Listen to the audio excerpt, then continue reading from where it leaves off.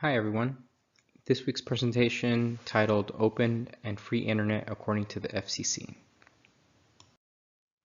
Quick overview of what I'll be discussing in my presentation.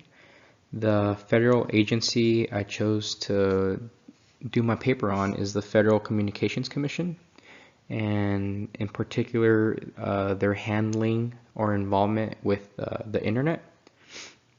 And I will be going over the scope of the FCC and what some people would like to see the FCC expanded, and some people would like to see the FCC decreased. And where do our theorists that we've learned in class so far, where do they come into play? The Federal Communications Commission came to be from the Communications Act of 1934. The FCC regulates radio, television, and the phone industry, and is also involved with interstate and international communications regulations via cable and satellite transmissions.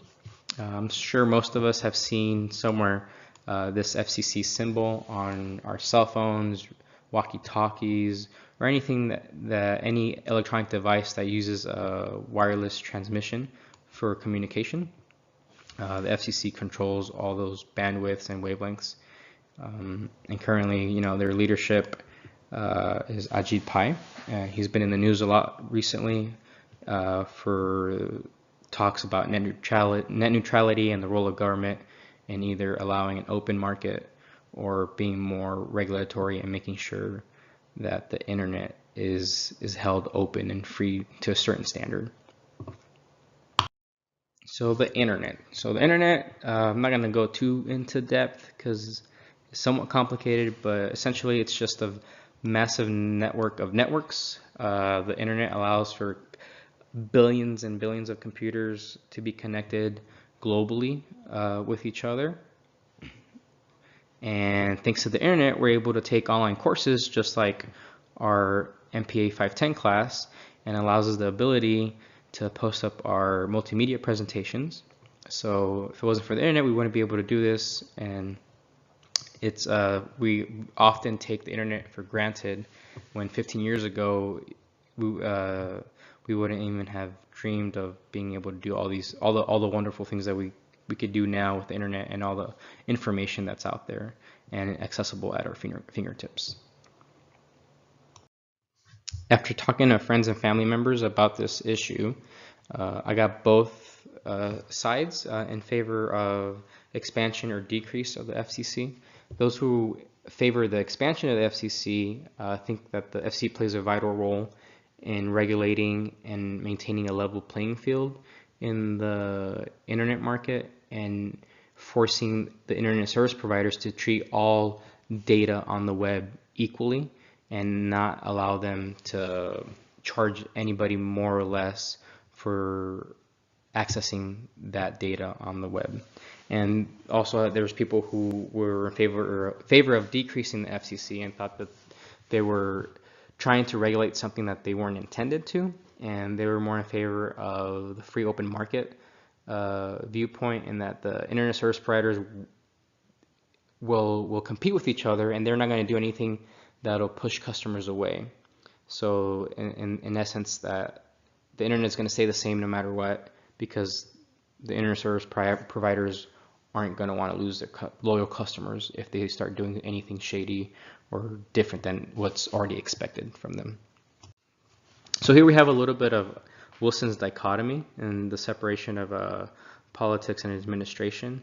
Here with the FCC, that you kind of lose the dichotomy.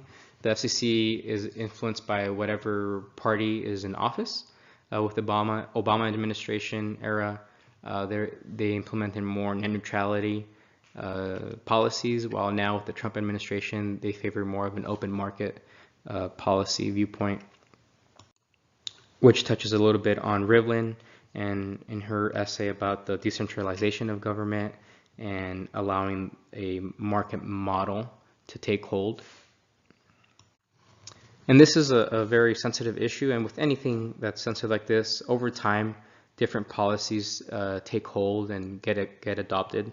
So there's a Lindblom view in this aspect. There's incremental process changes, and policies can be redacted or implemented as the time goes on. So nothing's set in stone. So very little changes over time, depending on what the agency sees is the more common feel for what the citizens want. Which then brings Katz and Kahn theory of systems concept into place. The FCC is also influenced by public opinion, and with this whole net neutrality issue, they had a long period of citizens and the public commenting on what the FCC's policy should be in terms of internet net neutrality regulations. One concern is that you have too much lobbying taking place by the internet service providers. So most of the internet service providers do want deregulation of the internet. So we see Lowy's concepts here of interest group liberalism, where you're losing sight of the public opinion and what the public wants from their representatives. And because these public interests are so powerful, they have more reach and more influence on these politicians and public administrators. So those are some of the concepts and theorists that I'll be going further into in my paper discussion. Here's a list of my references. And that's the end. Thanks for watching.